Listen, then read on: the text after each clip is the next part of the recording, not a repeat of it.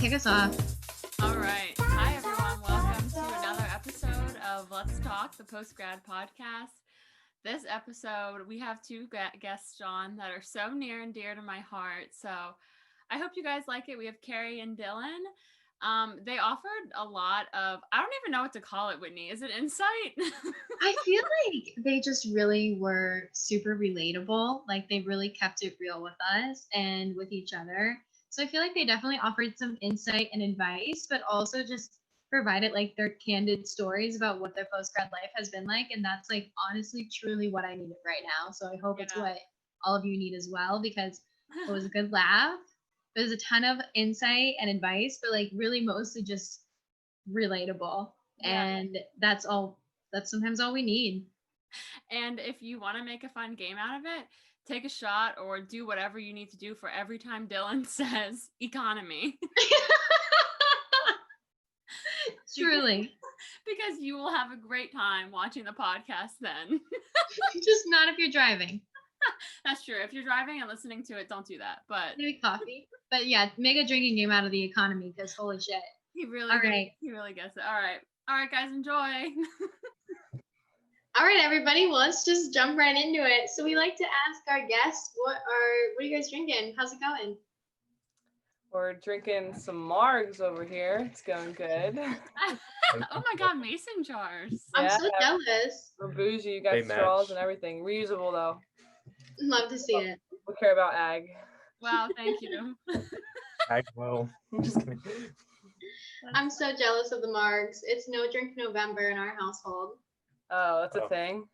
Yeah, I'm just gonna try it, make sure I can be sober for a month without going crazy. Well, cheers Test myself. That's your trooper. Yes. It's day 5, not doing great. So so good. Jealous. All right. Well, so why don't we start talking about who you guys are, and I guess like why you guys are with each other and why we chose to interview you together, kind of touching on your relationship and how you grew up together and what that was like, and now being adults experiencing life together, what that is looking like.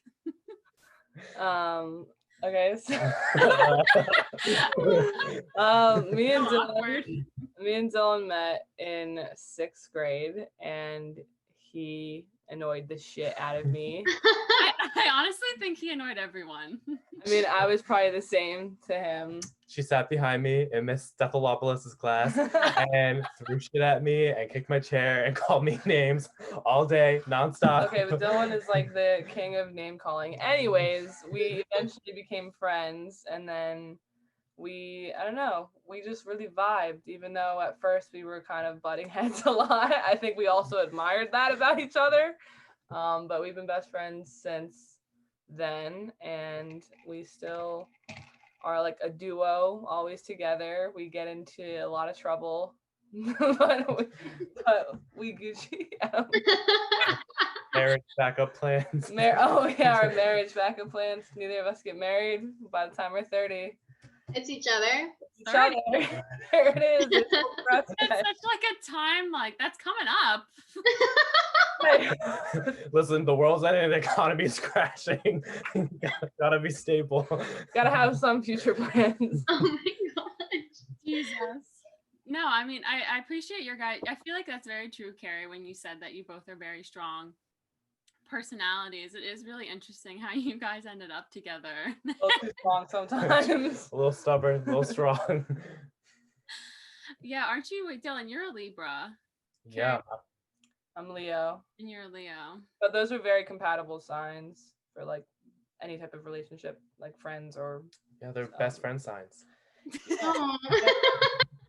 That's like, shut up. Cute. Wow.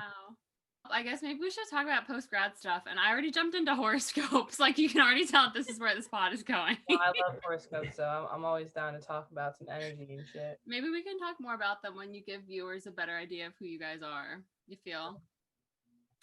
So how about we talk about where you guys went to college and what you studied and maybe why, just because it is a post-grad podcast and that's a huge, I don't know, the major you choose I feel like has a lot to do with what you want out of your life. So Yeah, you can talk about your stories with that because I know, Carrie, you changed your major and that was funny for you. So, Yeah. Do you want to go first, or you don't care? Okay, I'll go first. Okay. Well, I ended up graduating from Temple, which I graduated in August. The 3.8 GPA means nothing with a degree in public relations and advertising. Dylan, I love how this is just one thing about you. Your energy is like very much like, let me just laugh about something. You literally just said you had a 3.8 GPA. Why is that funny? Well, it doesn't mean anything right now. Oh. It was cool though because I went from a 1.8 GPA my first semester to a 3.8, but Nice. started at, oh my god, I was all over the place. I went to 3 different colleges. I had like 3 different majors. I went from economics to pharmaceutical healthcare business to public relations, mostly and advertising because I failed out of math class so much that they made me change my major. So what business degree can I get without taking math? And I ended up in public relations just lap. But no, it was cool. I liked it. It was fun. I got to do like a lot of cool things and work for like a lot of cool brands I probably wouldn't have if I didn't choose this major. And working in advertising was cool because I like worked at an agency that had like alcohol on tab and like shit like that that you don't get at like a regular office. So Oh my God. That's so good. yeah, like the last company I was working at, which was like through my school, was on like the 25th floor, like penthouse of this old like the Wanamaker building, and like they had like vodka on tap, and like my one client was Rika vodka, so I got to like drink vodka when I wanted. I could go into work and like chug a beer. Oh my gosh. I also really, really relate to the math thing. I remember crying like on a regular basis. Yeah, I had about math. Like No, in the literally. exam, doing the homework, just constant tears. Constant. Whitney and I would like have a day. It would be called Breakdown Tuesday because her and I are both in math, like math 21, math 22, and we The most like basic algebra shit. Yeah. I'm gonna do it. I had this like basic algebra class, and I just remember it was like the last day, and I hit it in the test, and I said, "I'm so sorry," and he was like, "You can't submit this." I said, "I'm gonna drop it anyway," and then I did so good in economics that I accidentally signed up for an honors like math course. I got 32%, and he was like, "Even if you got 100, you won't like graduate or like make it in this like whatever." So I skipped my final and went to the beach, and then told him that he just forgot it. Oh my gosh. I still failed, so whatever, it didn't matter. Wow, what good advice you're giving grads and post-grads right now. Don't do that, but I did that. As much as Dylan's like downplaying his career, which it was very, very chaotic knowing him and going on calls with him, he's always like had a job like during any type of schooling. He's always, as much as he's struggled a lot in certain aspects, he's always worked very hard. And I feel like he doesn't give himself enough credit for that. Like there's been so many times he's called me like crying. He's like, I'm working really hard to do this. I just want to go out and like live my best life. But Dylan is really smart. It's just like with anything, you don't know what you're going into when you're first getting into college. So he just had a chaotic path to find that where he is now. That's just my energy. No, Dylan, you really do have like a chaotic, like nervous energy about you that it's hard chaotic to like good. follow. Chaotic good, exactly. I like manage it, you know? It's like chaos. Organized chaos. We love that. Carrie, I just want to like also hype you up though, because I feel like you are one of those people that was the same way. Like, and when I was like coming back from waitressing, I'll always remember I came back from waitressing at Liberty and you were like, and I was beat and I was tired and you were like, I get it and I'm sorry. And I just like teared up because it was such a genuine, I get it. Because like you also work so hard all the time. And I feel like you both deserve credit for that because it's not easy to just constantly be hustling on top of schoolwork and like just really working for what you need in life and what you want. So kudos to both of you. You hustle and I love it. Definitely. I mean, I just want to say this real quick. Fuck Chili's. If you go there, if you go there, I just know that it's a shit show 24/7. But I give credit to any server or, you know, waitress because that sucks. You literally deal with the worst humans possible. Any college kid working with customer service, God bless. Yeah. God bless. Not even Take a moment. God bless.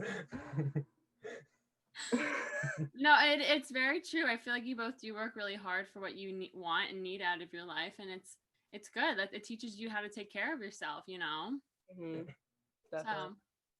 So, yeah, I mean, you guys are really touching on these things fast. Like, should we talk about like, do you think it's a positive thing that you had to work for those things? Like, did you think it taught you a lot in that you know, because I know that you guys have friends that sometimes they don't have to work for things and it's hard to kind of see that. So what is what is that like? And I mean we can cut this out too if it's uncomfy. Not okay. Mm. Yeah, so I always, even in high school, like I always had like in the summers I had a full-time job and stuff like that. I worked in healthcare. So like it wasn't like it's something that really like made me responsible. So then when I did go to Temple and North Philly Temptations got the best of me, like I kind of like fell through a little bit, but like I always had like a full-time job and like an internship. So like I feel like I have like a definite path where I kind of know where I want to end up. Like even if I don't always know like, oh, what job I want, like I know where I want to be in life due to like responsibilities that like a job taught me while being in school.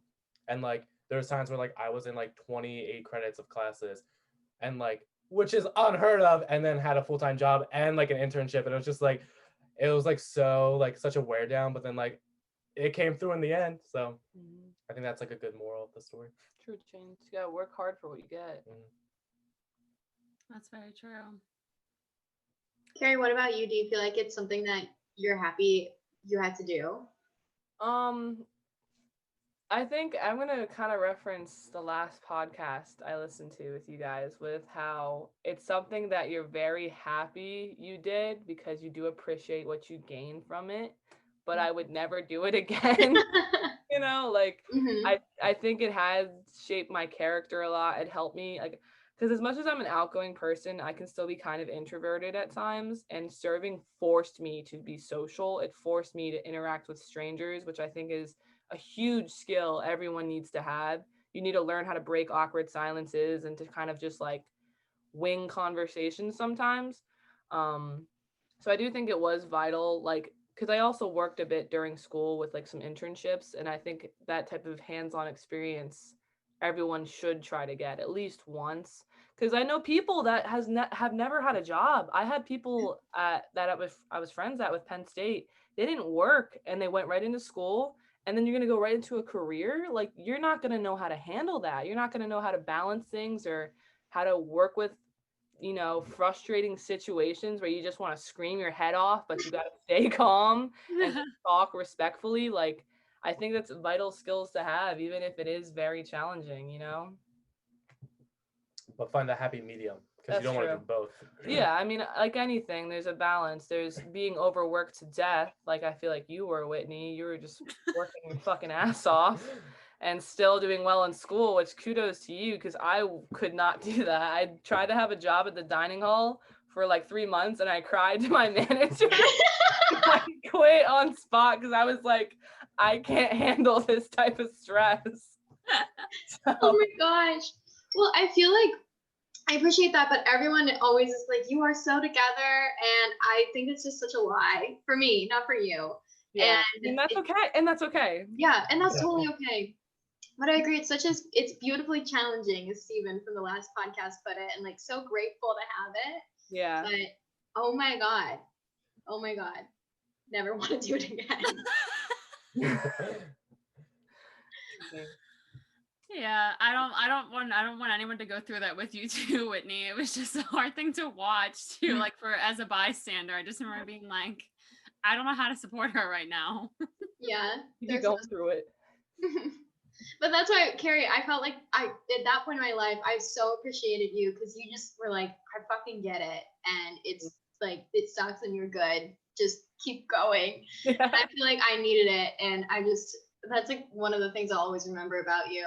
Aww. But follow-up question to that, do you guys feel like having that experience makes it more challenging at all to like interact with people that haven't had that experience? Or do you feel like it's just like something that you are grateful for that you have and you know that carries is something you carry with you? I think it can be challenging. Like, I think it kind of depends on like your situation. I think like customer service has always taught me like there's so many people who have it so much worse, but so many people who have it so much better, and you just gotta be like, oh, you're all the same. And like sometimes where like these people come in, they're like so like kind of like insensitive and stuff like that, you're just like, and like get through it, and you're like, you're so funny. But like, I don't know, I think like overall, like you just kind of like, everyone has a different experience, you kind of gotta like go with that. And I'd say we're both definitely glad we carry that with us. And when we do talk to those types of people, like it's more frustrating than like, oh, I hate you for that. It's kind of just like, it's great that they had the privilege to not have to go through that, but it is kind of annoying because they don't always get it. But that's just like how it is. Everyone's different. Everyone has different resources, privileges, and you just kind of gotta accept that. So, did Dylan even say? Did you say your major? Yeah, Oh, you didn't say your major though. Oh, I didn't. Gary, what's your major? We just like skipped over that. I went to Penn State with Tess and Whitney. I've known Tess since high school, and I got really close to her and Whitney. I met wonderfully through Tess. But I started out as an agricultural sci major. Ag sci. It's always been in my heart.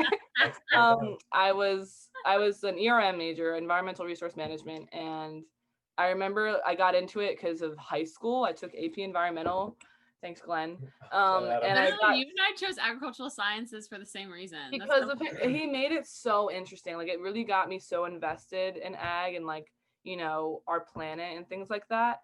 But then when I went to college for the major, it was just so much farming that I just was like, this isn't kind of how I was going to be into it. I remember being in a lecture and they were like, how many of you were raised on a farm? And like 90% of the kids raised their hand. And I went, oh no, I'm not in the right major. No, and I mean, Carrie, I can tell why you personally would not feel comfortable being in that environment. It is a hard thing because Whitney and I have struggled with it because obviously I didn't grow up on a farm, obviously. My mom drove a minivan. So it's a whole different ball of wax. So I do think it's good that you like took a second and were like, no, thank you. Like, I'm glad I tried it out because I wouldn't have known that I didn't want that major if I didn't try it. Like anything, like even though it ended up kind of in a corner, it still taught me something. But I ended up choosing kinesiology. It used to be called exercise science, but now it's kines.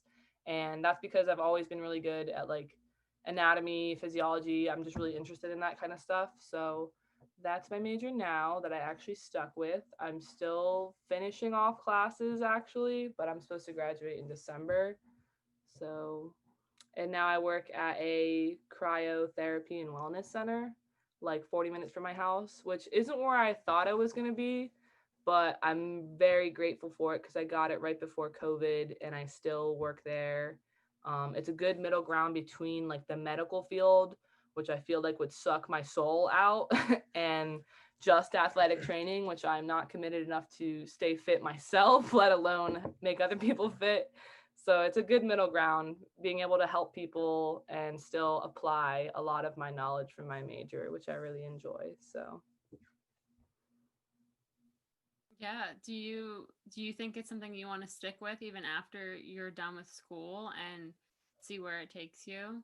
I definitely think that I'm very grateful for it because it was one of the first places I applied to, and I found out from my boss actually there was like 100 applicants and he picked 2 people and I was one of them, which I was like blown away by because I feel like I just kind of downgrade myself all the time, but I do love it out there a lot. I do see myself there being there for quite a bit, probably a few years. I don't know if it's a long term, but definitely just to like save money, get that experience, see if I can work my way up there. I'm like good where I am currently in my career, but not sure if it's a forever thing. What about you, Dylan? Where are you at? Oh, good question. So We can avoid it. oh no, it's a good one. I like it. No, post-grads need to know about this. You need to know where we are. God, I just love how whenever someone asks you a question, you just start laughing. It's like a half laugh, half cry. It's like masking my fears. Like a nervous tick. Just masking the emotion. Okay, let's see. Well, I was working at Philadelphia's largest advertising and marketing company. Shout out Red Tedmer O'Connell and Partners. And well, okay, so I got hired before I wasn't even supposed to get hired. I went in for an informational interview. The people loved me. They said, okay, we want you on our team, but we wanted you to do like like attempt to hire. And then COVID happened, that little bitch. So then it had to like, so then they like kept postponing when I was gonna work. Then they laid off like 70 people, and they're like, you can stay on, but we're gonna do an internship. And they're like, but it's okay because you're gonna get hired after. And then after my 4th month, they're like, yeah, we're not gonna hire you. And I was just like, But they wanted him to keep working. yeah, for but they wanted free. me to work for free, and I was like, fuck that. So then, yeah, so then I like obviously left there because I wasn't gonna work there for free, and then I applied to 237 different companies. I've seen the list. It's true. And now, as of today, but I also quit today. I worked at a financial public relations firm. I took a nap on the clock, and I really didn't like it. It was really sketchy. So yeah, just going where the wind takes me. Oh my gosh, what was sketchy about it? Oh my God, it was so weird. So he made me sign a W-4 form, and I was like, that's weird because I'm like an actual employee, and that's like typically like freelancer contractors. And then it turns out that he only hires so it's just him and his parents that run the place. And like, he's like, yeah, we have all these like huge like contracts and stuff like that, but like not really. They're just these really sketchy like financial journalists, and he like takes their posts and brings it to different like media outlets. I was like, okay, that's 2 of those are not my vibes, media and finance. So then obviously I failed finance. So then like, I don't know. So then basically he was just like, yeah, after 3 months, we're going to fire you. And I was like, oh. And he also lied about my pay and lied about my hours and then cut both. And I was just like, who do you think you are? Oh my goodness. Yeah. Yeah. So not a big fan of her. Not a Oh my positive gosh. experience. Jesus, I don't even know how to comment. Thank you. He like told Dylan like, oh, you're gonna work till 3 today, but if you don't finish this assignment, which again Dylan did not know how to do, he's like, I'm not gonna pay you, but you gotta get it done off the clock. So it hit 3 and Dylan said, skirt, I'm off. Well, he also like, so like it's supposed to be pitching. Okay, so like a typical public relations like marketing advertising thing is you pitch media, but like there's so many different ways to go about it. He's so old school, and like he just isn't staying up with trends, and like he only hires interns because he gets rid of them after 3 months. Like that's just how he cuts back on costs and stuff like that. So it's like that's already sketchy and like obviously not a future career. So like why would I even want that on my resume when I already have like a big agency? Why would I just, like stoop to this level just to get a job? Yeah. And like I don't know, he's weird and sketchy. He's from Reading. I don't know. Yeah, that sounds wild. Yeah, I mean this is like really big in the industry that I'm into. Like there's so many like not even pyramid scheme type things, but like just sketchy stuff like that where they can get away with like so much like fraudulent stuff. I don't know. I feel like the issue with Dylan's major, which can be an issue with a lot of majors, is you can get a job in it, but you have to sacrifice like the financial aspect. Like he could get a low salary job, but he's put so much work and internships into that. He doesn't want to just take that low ball and then trying to get a high standard job, like a higher salary job, is just so frustrating with COVID and everything right now, because if there's so many furloughs happening, it's like, don't settle for less. Obviously, if you've worked that hard, but when you're put into that situation, like a part of you wants to, because you're like, at least you'd have a job. It's such a annoying thing to face out of college. No, Yeah. I think you're really hitting the nail on the head, Carrie. I just feel like that's a lot of post-grads are finding themselves in that situation where they're like, I just need a job and I'm going to take whatever job I can get because it's such a bad market right now. And Dylan, I had no idea that your industry was that sketch magetch. Like, Yeah. are you okay with it? Like, I have so many questions. Do you think it's something that you want to like stay in, or? So like I would rather go. PR is always like public relations is such like a sketchy industry to begin with. Like just it's all about media manipulation and like manipulating people into like getting your stories and stuff like that. And like everyone always says like, oh, don't call it like lying or masking the truth, but that's essentially what it is. Like it's reputation management. So you say what you want to say just to get what you want to get out of it.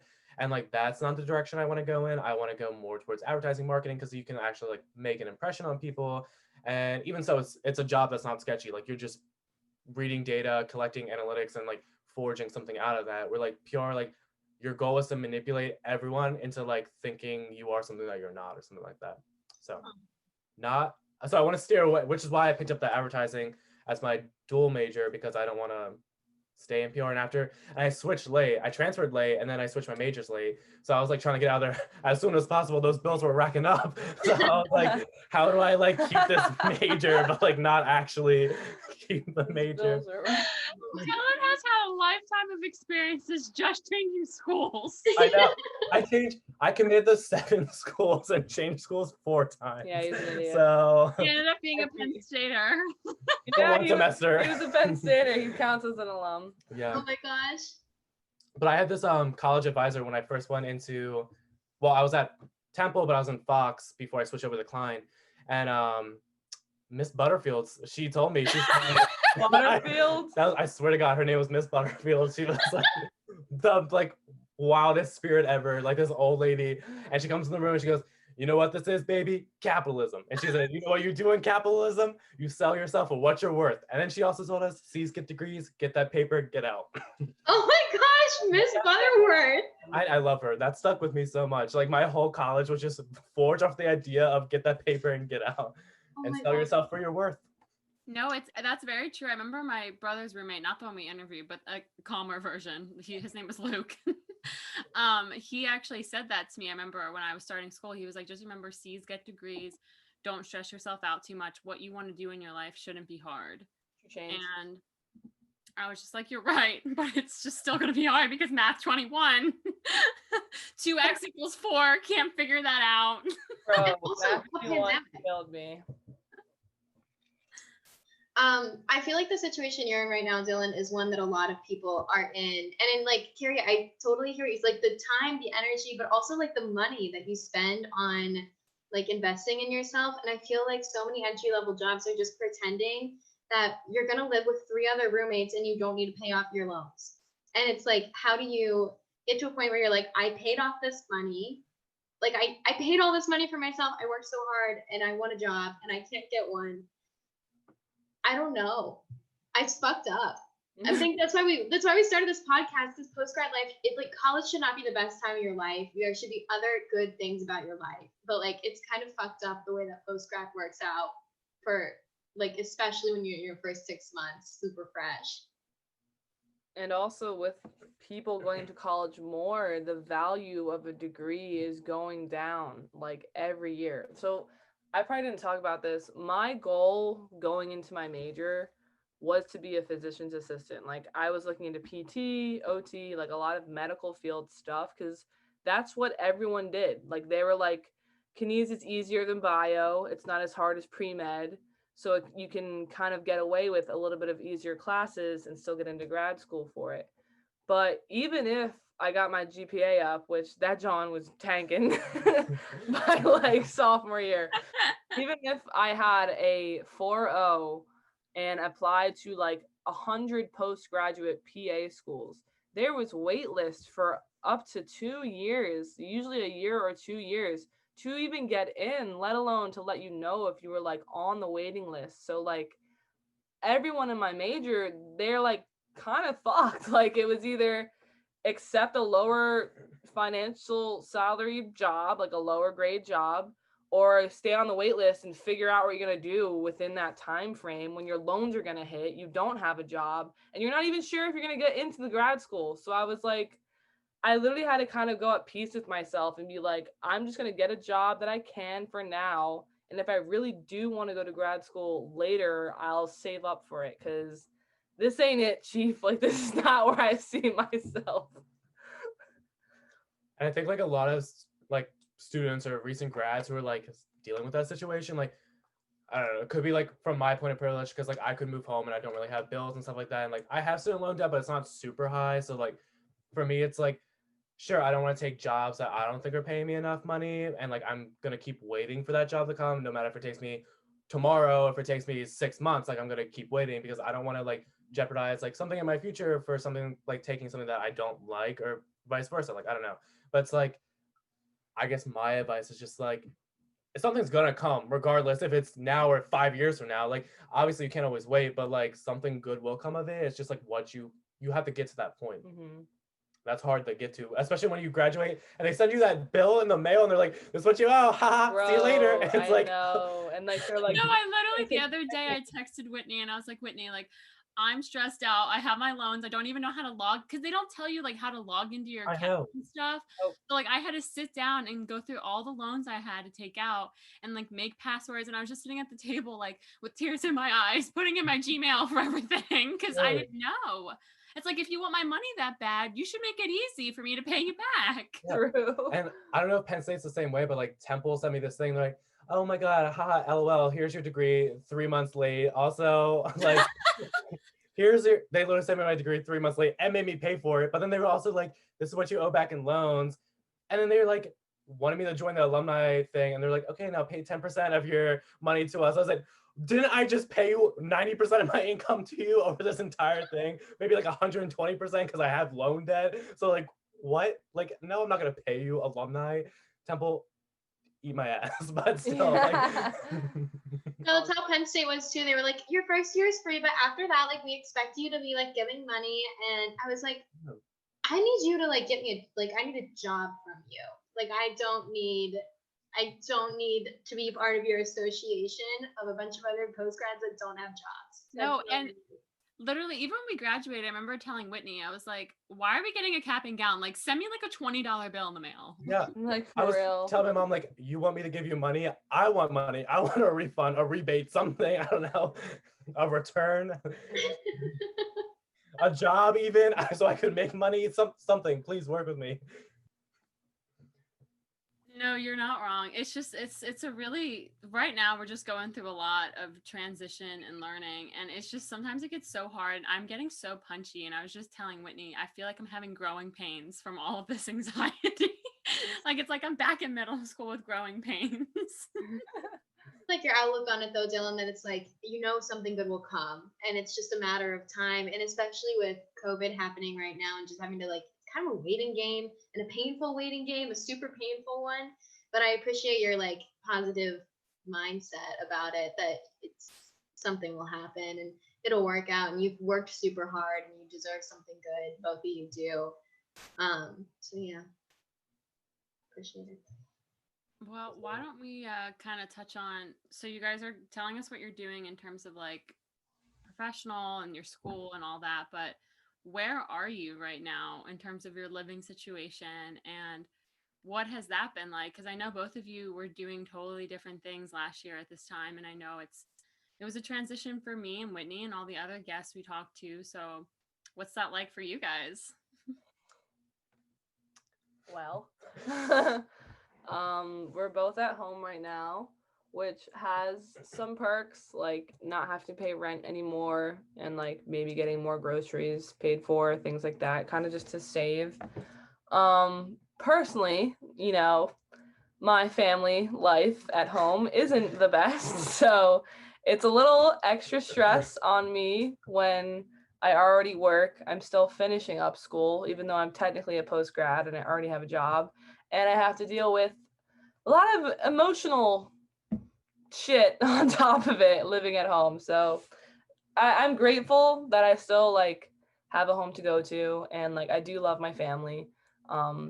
But there's just times, especially around election time, where I just get very heated and passionate about my views. And I think I tried to resonate with what you said before when you guys had your first podcast about how Tess said sometimes it's an issue you can talk about and other times it's just a generational difference. And I think that's something I just need to like accept with like my mom and my dad. Like I love them, but they grew up in the 60s and the 70s. So like just they view things differently, and I've just been kind of working on myself, like get through school, do my job, just talk about like the weather and like what we're having for dinner with my family, because that gets really annoying. Your turn. Yeah. Well, yeah, like this time last year, I was living in North Philly. I had a job, an income. What's that? Huh? But yeah, and like I was planning on like moving to like Center City, Brewery Town area, some cool hip trendy spots with all the bars. Now we don't even have bars anymore. And like I don't know, like I'm grateful I moved home. Like my parents are very liberal. They're very like woke bitches. So like that's cool. Like Woke bitches. they like pay for things, and like I'm just living here. My unemployment ran out. you know, the usual. But like, I don't know, like, I don't know. It's not that big of a deal moving back. Like my brother's here, so it's like I constantly can annoy someone. My mom doesn't work, so like she's always home, and like we have 3 dolls. I don't know. I think it's the lack of independence is kind of been stripped from you. You have been living on your own for 4 years in your own apartment, you know, like your schedule is your time and you are every sense of the word like responsible for things you do, like your behaviors, what you're doing, your schedule. And that kind of being ripped away from you, going back to like that high school setting. Like I don't know if this is just me, but like my family is like kind of always in my business, which is really annoying. It's like, where are you going, what are you doing, when will you be home? Like if I come home like an hour or two later from work, they're like, I was so worried, which is fine, but I'm 22, so I sometimes I do things after work that isn't just going right home. So I think it's just really frustrating not having your own space and like full privacy, which is also why like it is a little bit of annoying. So Yeah, like that was definitely the biggest shift. Like both of us having our own apartment, and like we both lived in like, I mean, cities relatively, Yeah. and like I would just be like, oh, it's 4 a.m. and I'm drunk walking back home trying to figure out my way back, and I have to be at work in 2 hours. And now it's like 8 p.m. I'm like, hey mom, can I go to Wawa? Like, I don't, it's just like such a huge shift, and it's like Yeah. that's so weird to me. It's like, so if it goes back to how it used to be, I'm gonna be like, hey roommates, can I go out for a second? Like, I don't know. That's just like super weird because like you're conditioned to get out of that, and now I'm conditioned to go back into it. No, I 100% agree with you guys. I know that like the other night I was like, I'm just gonna do yoga for like an hour and like let myself just decompress. And I took a half-hour shower and I came downstairs. My mom was like, what were you doing? And I was like, what do you mean? She's like, you were gone for so long. Like, where were you? And I was like, I was in my room. What do you think I was doing? Selling drugs on the corner? Like I was upstairs. Like, so I understand that. Like, what are you doing? What are you up to? What's happening? And when like with living with Whitney, I'd be like, Whitney, this is where I'm going, or I just leave a note on the stove. Yeah. Do you know what I mean? Or even if you don't say anything, when you come home, you can just be like, oh, I was at this place. Like, sorry, I'm a little late. You know, wasn't a big deal. Yeah, huge shift, and it causes a lot of tension for me, and I get really upset. And part of it is like I could move out, but kind of like what Whitney was saying, like it's so hard to live by yourself nowadays. It's almost like you can't even afford it on top of loans too. So I don't even know, especially where I work in King of Prussia, where am I gonna live? That's only like $400 a month. It's literally impossible to live on your own post-grad. Impossible. No matter how much you're making, like which most kids I know are making under 100K, like with loans and everything, you can't live by yourself. You simply cannot. You either need a significant other, boyfriend or girlfriend to live with, or you need friends. Like me and Dylan and our other friend Raven, we want to move in together, but we all have to save. And even then, like we have to live with each other to even get out of our own homes. Isn't that ridiculous? Like even if we have jobs, we can't be on our own fully. Yeah, it's ridiculous. I'll agree with you. I mean, I'm with a significant other, and I'm like, if something were to ever happen to that relationship or that stability, like I would not be able to afford our apartment. Like, not even close. Like, it would be a real struggle. And so it's like one of those things that I think about, and I'm like, it kind of like, is it like pushing? Like, but overall, it's good, and I'm grateful for it. But it's like, it kind of takes away that freedom of like, oh, like just whatever, something happens. It's like if something happens, it's not just something, like it's something that you really have to address and deal with and figure out, because no one makes enough money. Where does the money go?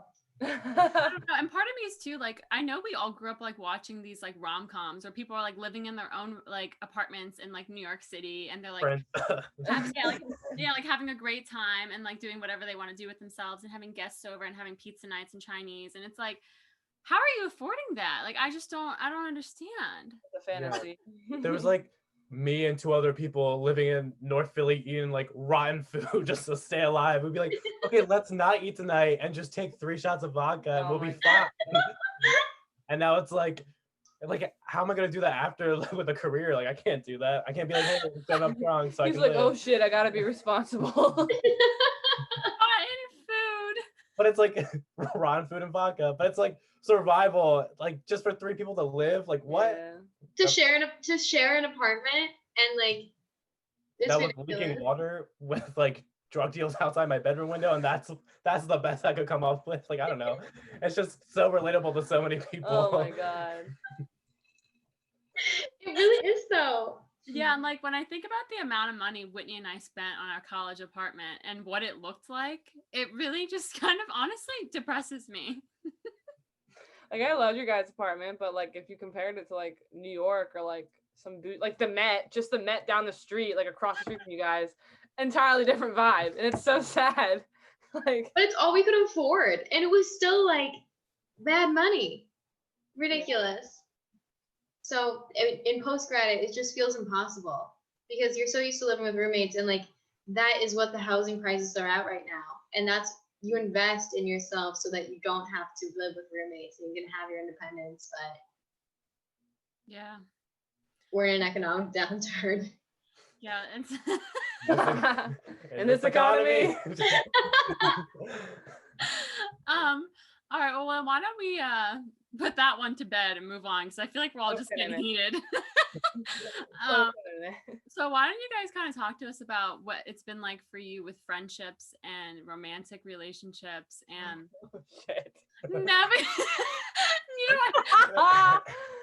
No, this is good. This is important. And navigating Okay. So we're very opposite. Opposite but similar. I don't know. So in terms of friendships, it's definitely weird being back in your hometown and seeing who you still talk to and who kind of, dropped off. I know with most people in a hometown, like there's those people you see from high school, you're like, oh fuck, don't look at me. Like you're out grocery shopping. But overall I've always kept a close-knit circle of friends from throughout high school and college. It's always been like Dylan, my other best friend Raven, who I've known since I was 10. Definitely you, Tess, because I got so much closer to you in college, and you literally live fucking 8 minutes from me, and I never see you. But yeah, there's definitely been some bumps in the road with certain friends, just to see like who has grown from their life experience in these past couple of years and who hasn't, like who's maturing, who's growing with me, and who's growing kind of either not at all or away from me. So it's definitely been interesting to kind of evaluate people like that. In terms of romantic relationships, well, I haven't been the most suave in terms of that field. But if it wasn't challenging before, it's definitely 10 times harder now that COVID is in place, because obviously dating apps have always been a thing and you can kind of just meet up with strangers, which I find very unsafe. But now it's like everyone you have to kind of talk to remotely. And even then you can't really meet up with them because of the pandemic. But I'm also kind of a special case, I feel like. So romance wise, if I'm gonna meet anyone, it's probably from video games, because I do that a lot and I game and I meet people. We always joke I have a fake gamer boyfriend. Maybe one day I'll have someone to bring back to the family. Right now it's not. I'm just gonna work it on myself, okay? It's just a journey. So if that wasn't interesting enough with my situation, let's go to the complete opposite and talk about Dylan. Hey I'm gonna guys, let Gunnar in the room. So, Hey guys. welcome to my TED Talk. Just kidding. Let me deep into Wait, is Gary leaving? No, my dog. Oh. He kept banging on the door. I didn't want to distract. So great time to open the door so my parents can hear about my. Close it. Should I close the door? Yeah, okay. So, well, when I first went to college, no slut shaming here, but I was definitely on that path of life, to put it nicely. Yeah, I had a fun time in college. That's all I can say about that. yeah, it was a great time. A lot of great people along the way, and Dylan, what do you mean by that? You had like a lot of just rendezvous. I don't know.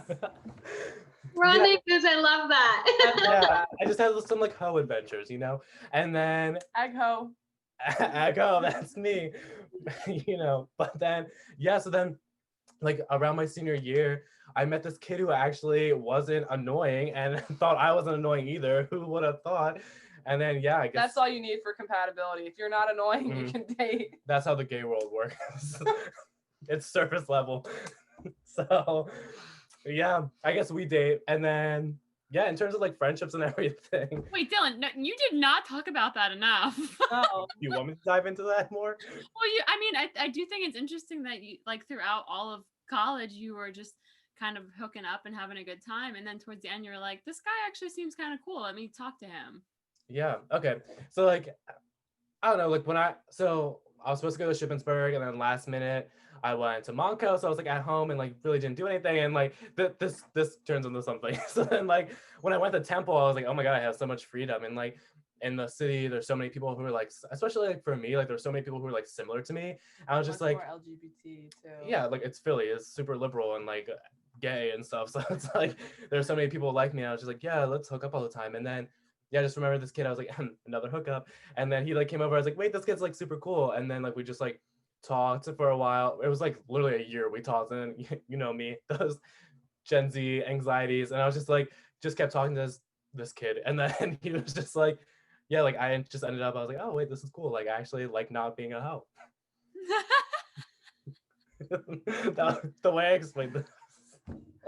I think, again, the chaotic energy is in play, which I love. But if I were going to translate for him, essentially. This is actually why we have Carrie and Dylan together. So Yeah. Carrie can interpret everything Dylan said. So essentially, going to college in general, there is this stereotype of just being very hypersexual, which isn't a problem. I think that people absolutely should experiment and find themselves, especially sexually and like in romances. But some people take that account very much so. Other people kind of don't. But there also is this kind of lack of overall romance and like relationships. Like I know, Tess, you've been with Chris for like, what is it, 4 years now? Which is awesome. And then Whitney, you went through a couple different phases of figuring out who you wanted to date, which is perfectly fine. But there is definitely less people dating than there were hooking up. So I feel like Dylan, from being a gay male, kind of had a lot of that built up, going in high school. So when you get to college in such a more LGBT city and more accepting view of that, it's just like, why not go all out and kind of just like find yourself? So I think it was great that he did that. And then he was able to find his person, which is fun. Out of all those people. Crazy. So Dylan, what about him makes him special? Well, he didn't annoy me, which is crazy because like so many people annoy me. And like this sounds so bad, but like especially like in Philly. Do I annoy you? I'm like kind of like contemplating our relationship now. No, like in terms of like partner people. But like especially being in the city and like the gay community in Philadelphia is it's cutthroat. Like that shit is horrible. And like someone who like wasn't like so involved in like all that was like one like big thing, and then like just like so down to earth and like doesn't care about like all this other stuff going on. And like most people that I would like be talking to was like they were so self-absorbed, and like this was the first person who like actually cared about like things that I was involved with and like my better good. And I was like, wait, there's people out there who like want me to do good. Like that's crazy. But like for like the gay community, like that's difficult to come across. So like when I came across that effort, that's why it took me so long, because I was like, nah, he's yanking my chain. And then like after a year, I was like, okay, maybe not. It's been a year. Yeah, that's important to talk about though, because it's different for you guys than it is for us. Oh yeah, okay.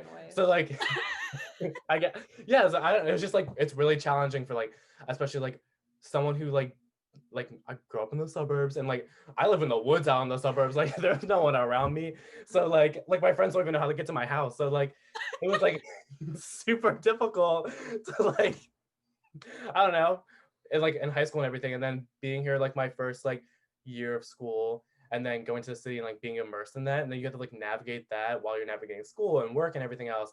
And then like you're also like from all those years of, I don't want to say neglect, but like not knowing who your like true self is because you're not around those people, and then figuring out like, wait, this is like just trying to figure out who like fits together with like your certain piece and stuff like that. And it's like trying to find, like, I've been in so many relationships where I'm like, wow, this is so normal that I'm like mistreated.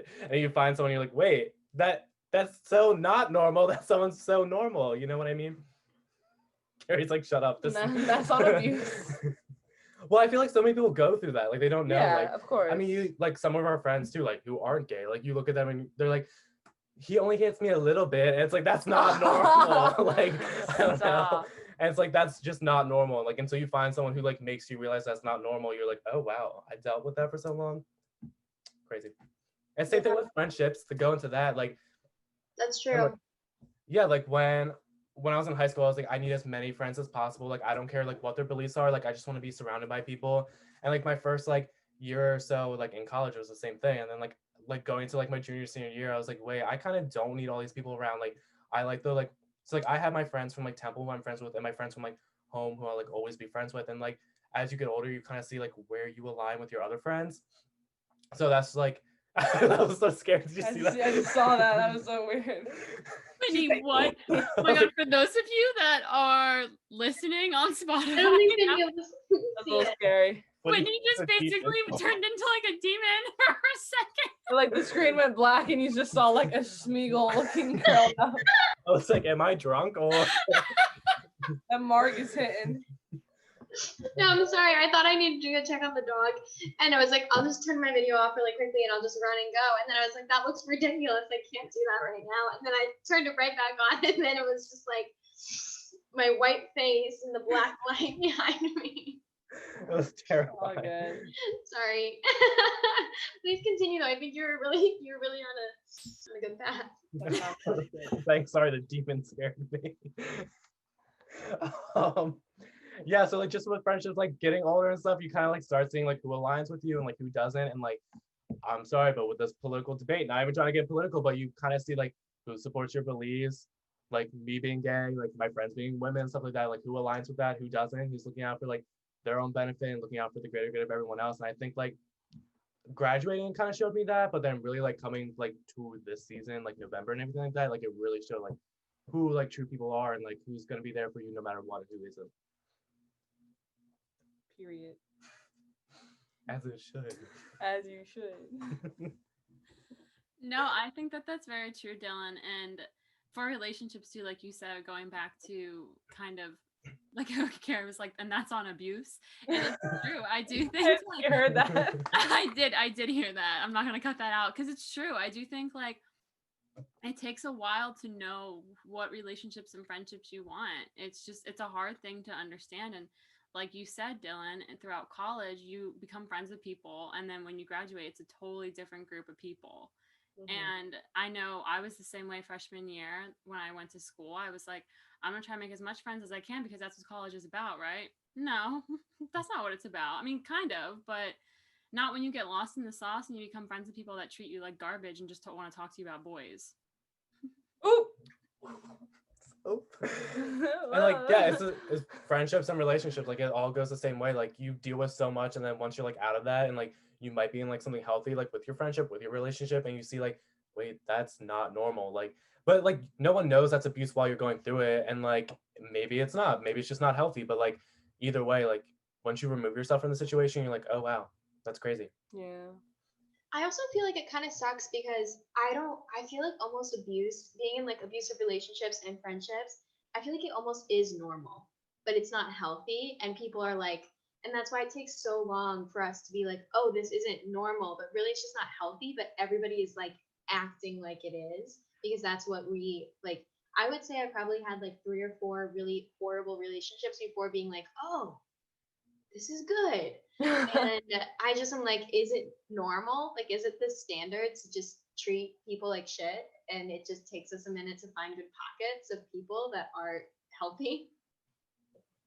I feel like that follows with that trend of like cutting toxic people out of your life. Like we actually approach that. Like our generation's very much, hey, you don't make me feel good. I don't think we should be around each other.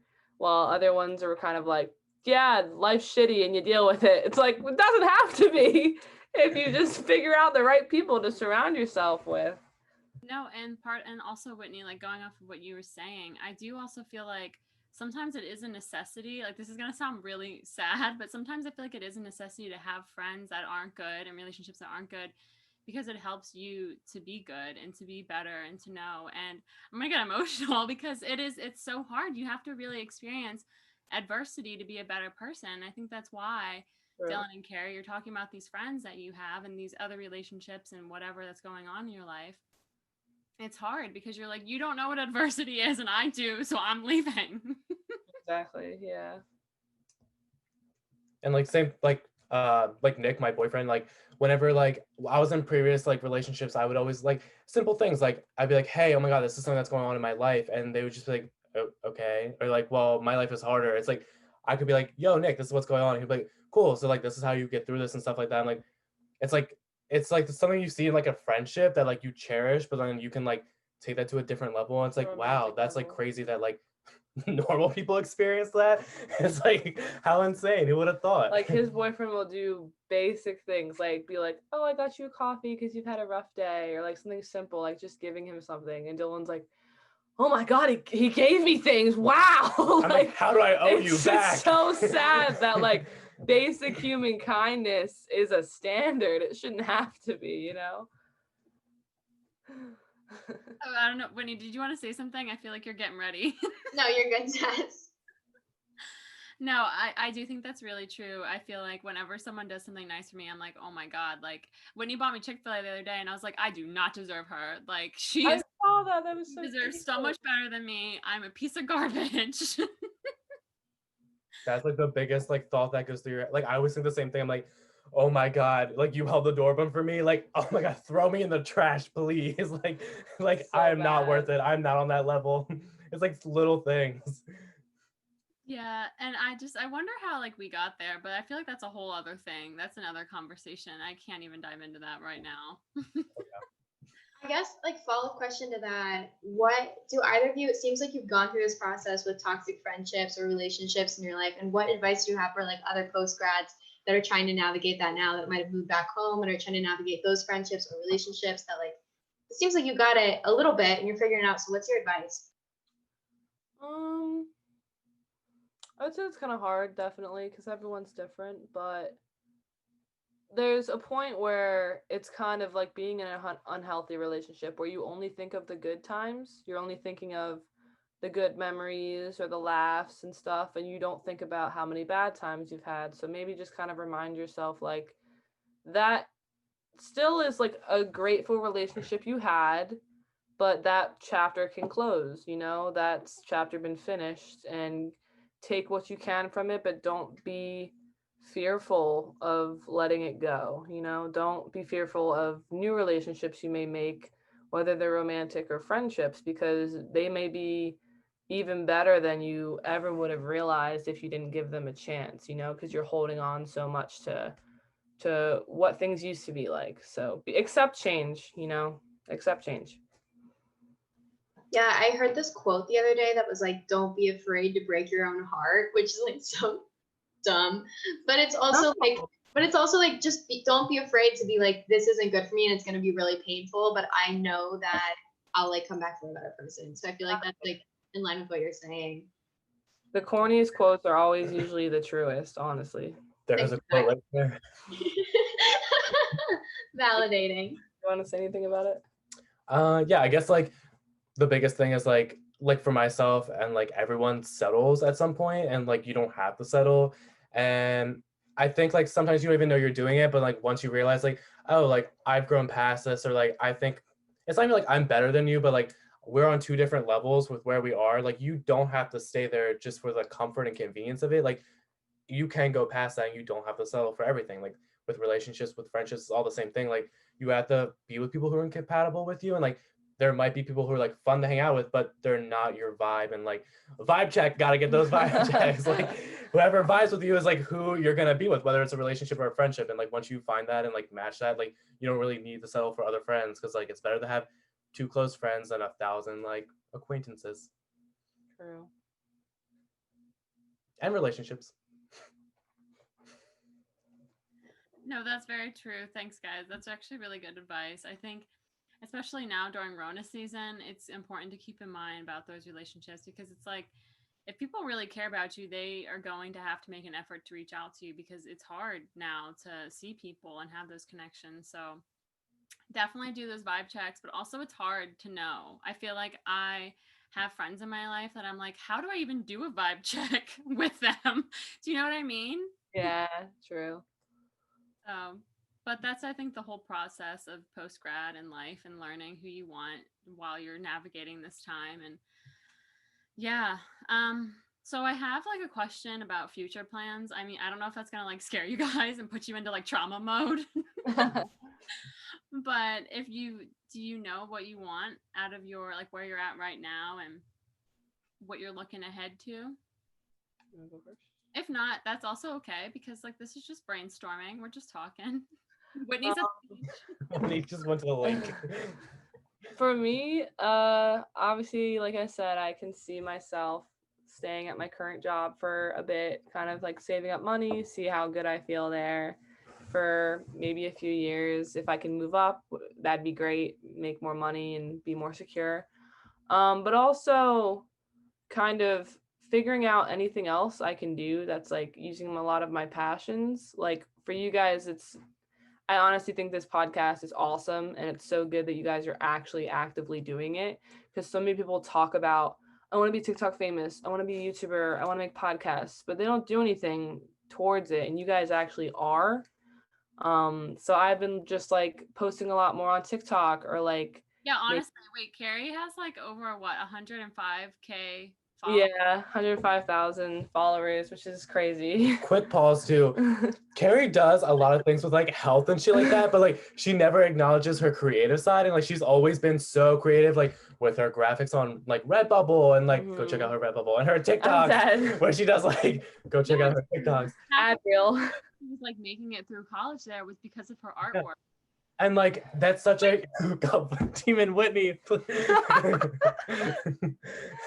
It's just such a huge thing, and she never acknowledges like how she's like good in school and like with health, but then also that creative thing that like, and so many people shut down creative fields like you won't be anything in that. It's like that's not true. You can be so much with that. Yeah, I want to go on a quick rant with that. So basically, I've always wanted to be an artist growing up, but I didn't because people all my life, my family, friends have told me being an artist doesn't make you money. You're not going to make shit. You're going to waste your degree, waste your time. So I thought, I'm smart. I can go into science. I like science, but there was always a part that was missing because I wasn't being creative. I wasn't drawing.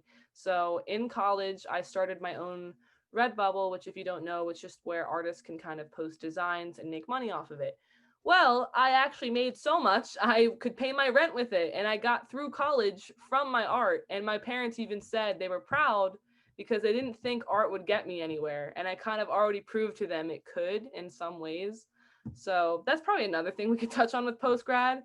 Don't be afraid to follow your passions, even if you do think they won't lead you anywhere. It's healthy to do that and indulge in passions, even if you're not making money. But you'll be surprised when you can make money from things you do or things you love. So that's also why I've been getting into TikTok. I post more of my art and I've gotten actually millions of views and likes on my art, which I can now make money off of through that platform. So like that's something I want to work towards more, obviously. But working is secure with my current health job. But yeah, future, I'm gonna be famous. But that's the goal. No, that's scary. I was talking to Whitney about this the other day that like why can't we have these dreams? Like, why is it like shot down? I never understood that. Like I want to make a vision board and I want to be verified on Instagram. Like that is my goal in life is to be verified. Let's talk post grad. I want that to be verified. Exactly. And I think that that's something that is perfectly fine to go towards. And a lot of people that like are already famous or successful say like, you're going to get hundreds of no's before you get a yes, or like people are always going to doubt you, but don't let that stop you from doing what you want to do. Even if it takes months, years, like keep your passions alive, people, or your soul is going to die in this rat race. I swear to God, like do your thing. If you like to work out, make videos, do art, sing, do something stupid. You like to dance in your shower, like do that. It's so good for the human soul, like for real. And don't give up on like your child self in a way. This guy that I worked with at Red Tetimer, he was only a couple years older than me, and everyone made fun of him because he was a film major at Temple, and they were like, "You're not gonna make any money doing that." And he was the studio production manager at the largest ad firm in Philadelphia at 25, I think he was 26, and was making a lot more than I'll be making anytime soon. So like, we hate on these creative fields, but they do so much better than us. So who's really laughing? Haters gonna hate.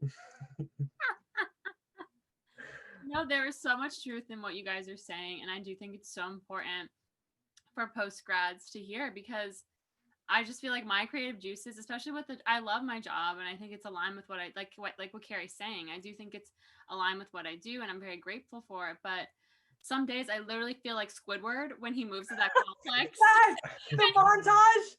Yes. Internet, dances, and then goes to bed. That's what I feel like. And I'm like, where is the passion? What's happening? And then one night when Whitney and I were drunk, we were like, we have great conversations. No, I love your guys' conversations. That's why I used to always go over to your guys' apartments. We could just sit and talk, and I was like, I enjoy this so much. Like, I just want to talk about life with people. Yeah, it was always a good one. But I agree. I really get that, Carrie. Like, I love that you're just like, go with your passions and keep going, because if not, your soul will die. And I definitely feel like in post-grad life, I felt my soul dying in my 9-to-5 job, because I don't love it very often. Like, I don't love it. It's not where I want to be in the long term, but it pays the bills. And we started the pod. I've started volunteering, and then I've started reselling shit. I started buying things and then reselling it, and I have so much fucking fun with it. And I'm like, oh my God, this is a shirt. And it feels so good. And I agree with you, like, just do fucking what you like, because if you're not going to get it from your 9-to-5 job until who knows when. At least I'm not. No, it's very true. I'm happy that you guys are bringing this up, because I feel like it isn't talked about. It's just true. Okay, so end rant. Anything else to say about that? Yeah, did you ever? What do you see in your future, Dylan? Oh my God, this again. Let's see. Well, like, I'm content like living in Philly for now, and like I do want to stay there for like maybe like a year or so more, but like I don't see, especially Pennsylvania, oh my God, as like my end goal. Like, I've been here, I've done that. I've been like, my sister lived in Philly. I like basically grew up there since I was like, I don't know, 8 years old, 9 years old. So like, I don't know, I've seen everything I have to see, and like it's comfortable for me. So I think like now with all the uncertainty going on, like Philly's fine, but like eventually like I want to see myself like in New York or some big city like that, where like, I don't know, eventually I'm trying to be an executive at some ad firm or something. I don't know. And like I want to do something bigger in a bigger city, and like I just want to keep going bigger and like stuff like that. So like that's what I see myself. But like right now, like it's all just about like trying to be comfortable and like get through the pandemic and see where everything turns out, so that I can maybe one day hopefully be successful and like get there. But I don't know. That's why like also same thing with jobs. Like I'm so particular on like what job I want, because like I'm not in that much of a rush to get a job. So like I want it to be good enough that like I can start a foundation to like grow on. And I don't just want to be like, okay, I'm gonna go work in retail again. Like I don't know. Yeah, no, I get that. And Dylan, you do have a big personality, and I feel like PA like was here for you. Not it anymore. I'm over that. Like I need to like match my personality with a city. You know what I mean? Right. No, and that's very true. I do. And Whitney, I feel like Maryland has been a better fit for you so far. Yeah, I mean, we talked about that on the first podcast with us. Pennsylvania is a tough state for me, just personally. But I agree, Maryland is better. But I definitely resonate, Dylan, with what you're saying in terms of like, I want to keep going and going. And I want to, this sounds disgusting coming out of my mouth, but like, I want power. And I want like, I want women in power. That's women not and gays in power. That's goal. That's a goal. like I want to use it for good, but like I don't, like that's what I want, and like I want to keep going up, and I love that. I love the hustle. Live for it. Yeah. And like we want women, we want the gays, we want the minorities, we want them in power. Let's keep going. Honestly though, those are the people that are gonna get it done. Like I just don't Like, who's getting it done right now? No one, obviously, because we're in turmoil and crisis and chaos. And we've given them hundreds of years to get it done, and here we are. So let's turn the tables a little bit. Also, women, gays, people of color, like minorities, they have been oppressed, so they know how to get through oppression. So you know what? They can run some shit. So let's give them the power. I'm just saying. Oh my god, I just peed a little bit. Felt a little strong about that one. That's on period. That's on period. Yeah, No, mic drop. It's all very true, and that's just what's so sucky about it is because it's true. But I'm happy you guys see yourself doing big things. Go big or go home, baby. No, but I think that's actually that's so positive, because when we asked you what you were doing now, you both just kind of like laughed at yourselves. And now you're like, no, but we're still going to do it. And we're still going to do big things, and we're going to get the power, and we're going to change things. We're going to feed our passions. And I think that it shows that it's okay to kind of not be where you want now. I struggled with that so much after post-grad, because I was like, I worked so hard to be where I want to be now. And just the fact that you're like, we're still going to get there. Like, don't tell me I'm not going to have that office in the top floor. Yeah, the glass office that's looking over the city at night, that I have my own little cocktail bar. That's mine. Smoking no, not cigarette, because that's bad for the environment, but you're just like looking down on people. But I think like if you take yourself out of the big picture and like microscope into it, like you look like we worked so hard to get to where we are now, and we're not happy with it. But if we like 4 years ago, we'd be like so satisfied with where we are. So like you just have to keep like pulling yourself out and being like, look, I'm doing things like, and it's going to be on a different scale depending on where you're at in your life. Can't build an empire in a day. Honestly, you guys are giving me so many ideas on what to name this podcast. Rotten food and vodka. The girl Wow, thanks guys. That was really good. Okay, so I guess we can kind of start to wrap it up. We like to ask our guests 2 words they have about their post-grad life or current life. So do you have 2 words? Both of you, not just one from each. Yeah, you can go first. He doesn't have a word. That's why he's making me go first. I even asked him before this, and he was like, "Oh shit." I have a statement. Anyways, in terms of, I'm gonna give like 2 things. In terms of how I'm feeling now with like the pandemic and like life, it'd be like wandering, just because you're just kind of wandering. You're either unemployed or you are employed, but you're thinking, when's this gonna give? Or it's just very, anxious. In terms of post-grad specifically, I would say insecurely secure, because you may have a job, or you may, you're grateful that you got through graduation. You may be secure in certain things, but there's always the insecurity of finances, insecurity of my passions. Like we were just saying, like, will I be passionate about this job for the rest of my life? It's like, I have a job, that's security, but do I see myself being here for the next 20 years? So definitely something that can be full rounded, like in terms of all aspects of life. You're insecurely secure, so that's okay. You can figure it out as you go. 2 words, I would say anxious and uncertainty. I think He said negative connotations. Like they could be good, but I think this is just such an anxious period at everyone's time, such an anxious like time for everyone. And like, I don't know, like everything's so uncertain, like with the job market, this economy, this like the presidential like elections and everything, even like the pandemic, like we don't know what's going to happen tomorrow or in a year or like anything. And like that's not how it was a year ago, and we like had such a huge shift, which I think makes everyone more anxious. But also just like graduating, there's not really that many jobs out there. Like everything's just so anxious, like everything's anxious. So like that's what it is. Anxiety. But like maybe that's gonna go away, hopefully. But like as of now, anxious. Just take a breath. I'm like, it's the same thing with that like calm chaos. Like I'm calm anxious. Yeah. Yeah, I think what both of you had to say was very true. And Dylan, there is a lot of radical anxiety happening. I feel like it is very hard to be calm at all. Like all week long, I've been texting Whitney saying I had 3 panic attacks this week. Yeah.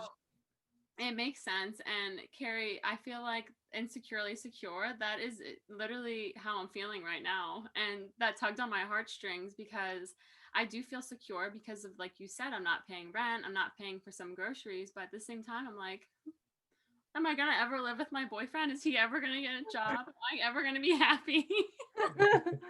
Yeah, exactly. So I appreciate those words and you guys telling us how it is because it's important, and you guys are both experiencing things differently, but also you have some common ground, so it's interesting to see you guys talk about it with each other.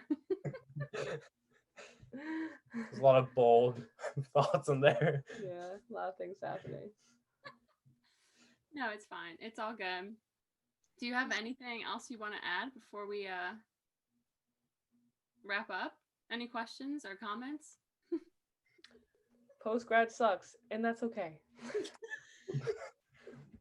That's it. That's all it is. And And that's that's okay. okay. That's the moral of the story. And that's okay. Everything is okay. It's fine. I'm so happy that you guys came to talk with us. I feel like that was really good for my heart. I feel like you guys both give me good advice and things to consider, and I appreciate that. And I know you'll give our listeners good things to consider and think about. And I'm just so grateful to hear from both of you. You definitely have so much knowledge and laughter to share, and I appreciate it. Laughter and pain. It's really interesting. I feel like I just also want to say briefly, like, Dylan, I've known you since I was 3 years old. I feel like we didn't talk about that. Oh, I know. 20 years. It's like, And I just Yeah, but we're the best friends, so back off. yeah, no, it's like, excuse me. I think it's interesting to have you on this podcast and see how you have grown, because you and I haven't always been talking all the time. So I do yeah, think, I'm like, oh, what? I was just gonna say, I appreciate you coming on, and Carrie, you're near and dear to my heart. So listening to you have this conversation with Dylan, it's good. And I think it's something that everyone needs to hear at this point right now with everything that's happening in the world. You guys touched on so many different things that are impacting you, and you're both directly dealing with it. So I think that's kind of why we wanted to have you on here and give your side of the story and kind of bring a spotlight to that and gas you guys up a little bit, because you're doing great. You're going to do big things. I hope so. Also, Carrie, your hair looks so good. Oh my gosh, I did it for the first time in like a month. I was like, I gotta show people that it's like what you said. Everyone thinks you're so put together, but in reality, it's all kind of crashing down. At least my hair can look nice. Perfect length and color. It's so good. Very luminous. All right. Thank you both so much. Have a fantastic night, and Thank you. Thanks for having us. let's talk again soon. Bye, guys. Bye.